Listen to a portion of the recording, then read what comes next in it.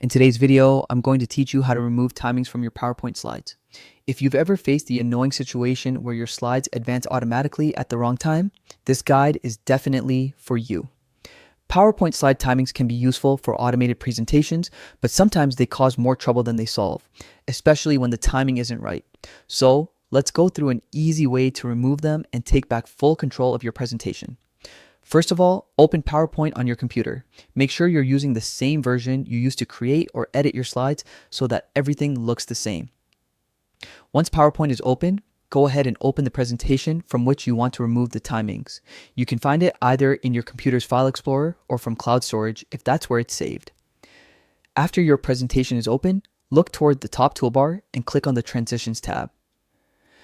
This is the area where all the slide timing and transition settings are located. Now, in the Transitions tab, look for the section called Advanced Slide.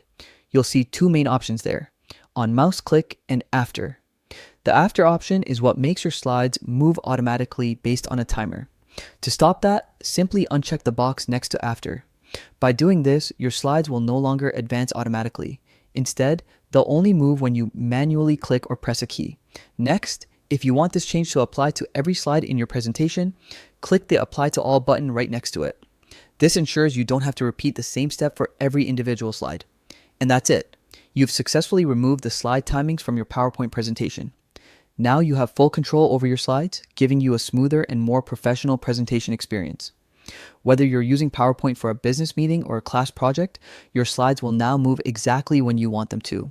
Enjoy your presentation and the freedom to move through it at your own pace.